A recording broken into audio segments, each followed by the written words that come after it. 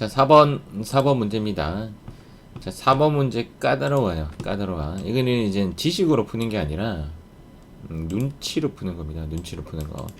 그게 무슨 말인지 한번 보도록 할게요. 사채 발행가액에 따른 상각의 이자 비용 장부가액의 변동이다. 옳은 것은 이제 요런 문제인데, 어디 갔어, 마우스. 지금 일단은 상각액은 일단 요건 암기입니다. 상각액은 이제 이자 비용하고 그 뭐라고 해야 되죠? 장복가액하고 이렇게 표현하면 되겠네요. 가액과의 차이 이렇게 보시면 돼요.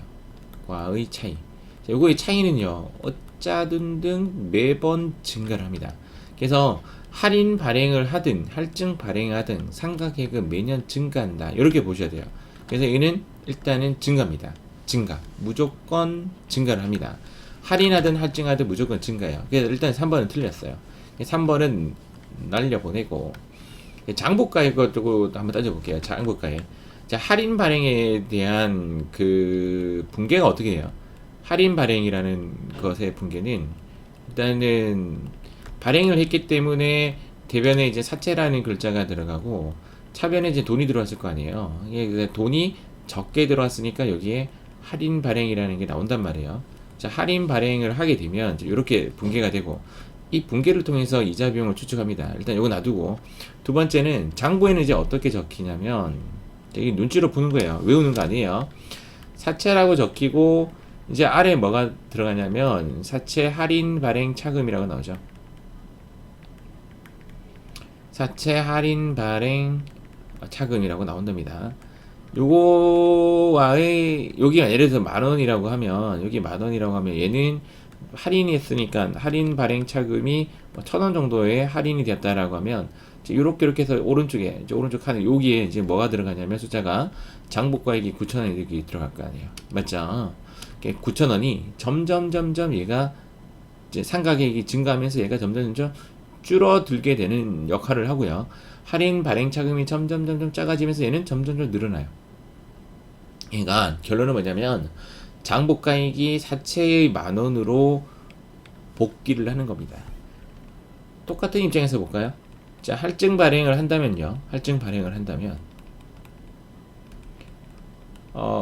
똑같이 발행했기 때문에 다 대변에 사채가 들어가고 차변에는 돈이 들어오는데 돈이 비싸게 들어왔으니까 당연히 대변에 사채 할증 발행 차금이 들어가겠죠.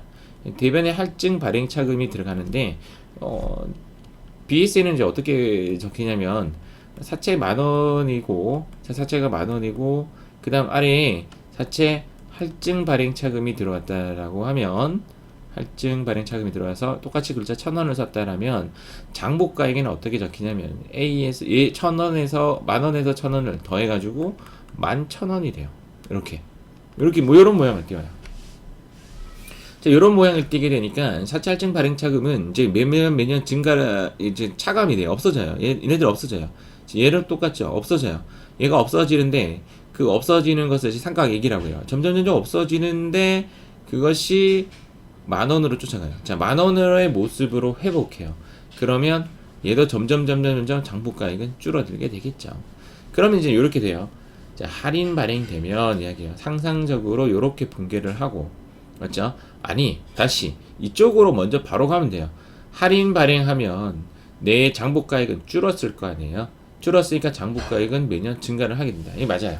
매년 증가를 하게 되고 할증 발행하게 되면 장부가액은 매년 줄어들게 됩니다. 줄어들게.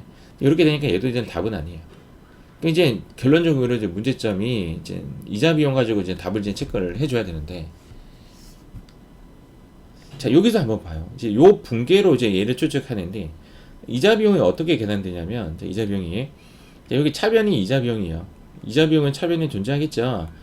그 다음 이자 비용은 돈으로 나가겠죠. 돈이 나가요. 대변에 돈이 나가는데, 그 밑에 뭐가 들어오냐면, 얘가 들어와요. 그러니까 얘가 들어와요. 할인 발행이 얘가 들어와요. 자, 얘가 들어와요. 얘가 여기 들어와요. 자, 얘가 들어오면 이야기해요. 돈이 예를 들어서 이제 10,000원이라고 하면 얘가 다만 어떤 금액이 들어오겠죠, 맞죠? 이 금액이 매년 어떻게 된다고요? 매년 증가를 한단 말이에요. 할인 발행을 했기 때문에. 그럼 이자 비용은 계속 어떻게 돼요? 매년 증가를 하게 됩니다. 이렇게 할인 발행 상각액이 점점 커지기 때문에 얘들은 계속 커져요. 얘들은 계속 커지기 때문에 결론적으로는 이렇게 올라가니까 이자 비용 또 매년 커지는 형태를 띠게 되는 거죠. 이자 비용이 매년 응?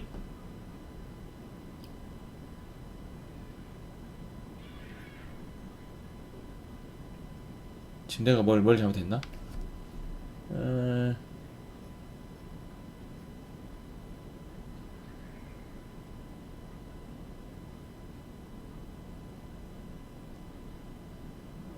할인 발행 이자 비용은 얘가 계속 커지니까 얘는 커지는데 할증 발행은 어떻게 되지? 내가 지금 생각 잘못했는지 다시 한번 볼게요. 얘가 지금 왼쪽으로 오기 때문에 얘가 이자 비용이고 대변의 돈은 홀딩이 돼요. 대변의 돈은 10만 원으로 홀딩이 돼요. 얘는 홀딩 되는데 사채 할증 발행 차금이 차변에 오다 보니까 얘는 매년 얘는 증가를 하니까 상대적으로 이자 비용은 매년 감소할밖에 없죠. 아, 그렇죠. 지금 옳은 거죠, 옳은 거. 옳은 거니까 정답은 4번이 맞죠. 맞죠? 왜 그러냐면 할인 발행할 때 이자 비용은 매년 증가입니다. 증가. 그러니까 얘 틀렸죠. 얘는 증가고 할증 발행했을 때는 매년 이자 비용은 매년 감소해요. 아, 내가 깜짝 놀랐네요. 다시 한번 조금만 이 부분 보고 갈게요. 내가 당황했습니다. 그러니까 이게 무슨 이야기냐면 할인 발행 이 금액은 계속 커져요. 계속 커지다 보니까 이게 대변에서 계속 커지다 보니 10만 원, 만 원은 이게 하여튼 요 돈은 고정이에요. 제가 만 원으로 할게요. 만 원은 고정인데 할인 발행 그 금액이 점점 커지다 보니까 이자 비용은 커질 수밖에 없어요. 이자 비용은 매년 커지는 거고 거꾸로 사채 할증 발행 차금이 차변에 오면 얘가 차변에서 계속 커진다면 어떻게 돼요? 대변에 만 원은 고정이 되었으니까 얘는 작아질 수밖에 없겠죠. 그래서 할증 발행되면 이자 비용은 매년 감소가 된다가 맞는 말입니다. 아이고야 깜짝 놀랐네요. 정답은 4번입니다. 자, 일단은 개념상 정리할게요. 조금 시간이 좀 오래 걸리는 문제네요. 맞죠? 설명하려고 하니까 1차적으로는요. 상가액은 매년 증가를 해요. 상가액은 매년 증가한다는 말은 사채 할인 발행 차금, 사채 할증 발행 차금 자체가 매년 커진다라고 보시면 돼요. 제가 아까 설명을 그 상가계획에 대한 관련된 건데, 그렇죠. 매년 커지는 겁니다.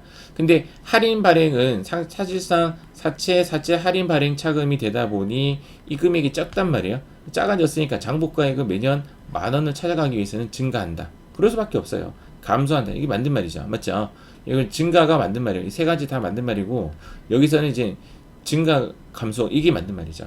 근데 이자 비용은 어떻게 되는가? 아까 전에 이야기했던 대로 이자 비용에 돈은 고정이 되었는데 만약에 할인 발행이 이쪽이 온다면 얘는 상대적으로 이렇게 이런 모양을 띌 수밖에 없고 이자 비용 돈의 차변에 할증이 온다면 얘가 커진다면 얘는 줄어들 수밖에 없는 거죠. 그래서 정답은 4번이 정답이 된다. 일단은 요렇게 답을 적었는데 있잖아요. 시험에 잘 나올 것인가? 이제 그게 중요한 거죠. 일단은 얘는 잘 나와요. 상가액은 매년 증가하는 거 잘 나오고요. 잘 안 나와요. 이 부분 잘 안 나와요. 그래서 오히려 사채 쪽에는 상가액은 매년 증가한다. 좀 암기 형식으로 외우셔도 되고 방법은 어떤 방법을 쓰죠? 유효 이절법을 쓴다. 요거까지 기억을 하시기 바랍니다.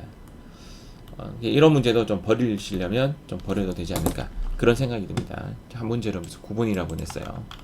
다행히 5번 문제가 좀 쉽습니다. 자, 다음은 회계 변경과 오류 수정에 대한 설명이다. 옳지 않은 것을 우리가 이제 세무 2급에서부터 주구장창 잘 나오는 문제 중에 하나죠. 회계 추정의 변경은 자 이렇게 볼게요. 지금 현재 우리 회계 추정에 대한 변경이 있고 그 다음 또 뭐가 있죠? 여기부터 쓰면 안 돼.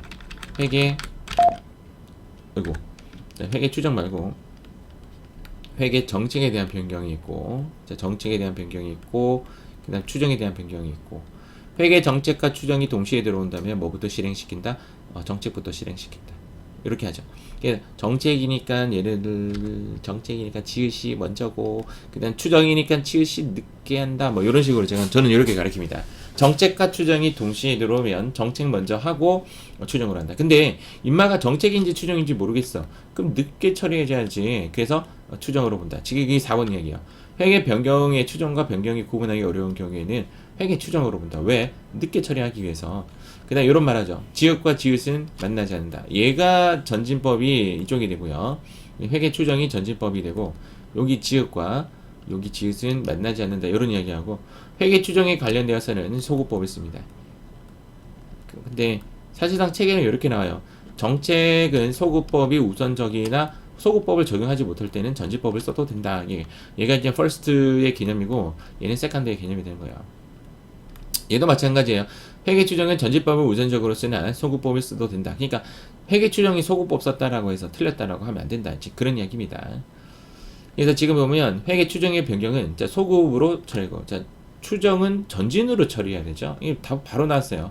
5번의 정답은 1번입니다. 소급법의 의미를 뒤에 적어 놓은 거예요. 소급법은 단기화죠. 또 소급이니까 맞죠. 정기가 아니고 그 전에 거도 반영한다 이 말이고, 전진법은 단기부터죠. 그리고 이제 추정에 대한 변경이 이제 네 가지가 있고요. 네 가지가 있고, 이제 정책에 대한 변경도 이제 몇 가지가 있죠. 이제 보통 한 세 가지 정도 있는데, 뭐 네 가지가 5가지 적었어. 일단은 저는 얘를 암기하는 것보다는 얘를 암기하는 쪽으로 이야기해요. 왜 그러냐면 추정에 관련된 거는 감가예요. 그래서 감가가 내가 2개구나. 감가 중에서 감가에 대한 변경 2개 있고, 감가 상각이 뭐 내용 연수 변경했다든지, 또 뭐 정액법에서 정리법으로 바꾼다든지, 뭐 이런 방법, 요런 거나, 또는 추정에 대한 거. 감가가 추정이잖아요. 맞죠? 대손에 관련된 추정. 그 다음 우발부치에 관련된 추정. 우발부채를 변경하였다. 추정을 변경하였다. 요거 추정이죠. 추정이란 글자도 주어져요. 그 다음 마지막에 있는 게 이제 재고자산의 진부화라고 합니다. 재고자산이 썩었다라는 거죠. 썩은 것 자체가 추정이죠. 그래서 얘는 진부화라고 합니다. 자, 왼쪽에 있는 건 여러분들 혹시 공부하시려면 한번 찾아보세요. 요거는 재고자산의 평가 방법 변경, 그 다음 유가증권 단가 방법 변경, 뭐 그런 내용들입니다. 이제 그런 내용 한번 찾아보시고 외우려면 얘를 외워라 이거예요. 근데 지금 채권에 대한 설정률, 대손 나왔죠. 대손 자체가 추정입니다. 그래서 회계 추정의 변경으로 본다. 맞는 말이에요. 그리고 중요하지 않다라면 굳이 옛날 거 고칠 필요가 뭐 있겠습니까? 단기 쪽에 손익이 반영하고요. 만약에 중대한 오류라면 이익잉여금에 반영한다가 맞는 말입니다. 일단 다 맞는 말. 정답은 1번입니다. 여기까지 하도록 하겠습니다.